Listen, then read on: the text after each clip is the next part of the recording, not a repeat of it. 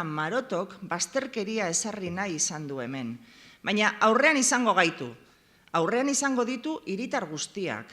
Gasteizko hiria zatitu nahi izan du alkateak. Auzotarrek aurrez aurre ipini. Baina hauteskunde garaian Gasteizeko hiritarrak Maroto kanpora botako dutela ziur nago.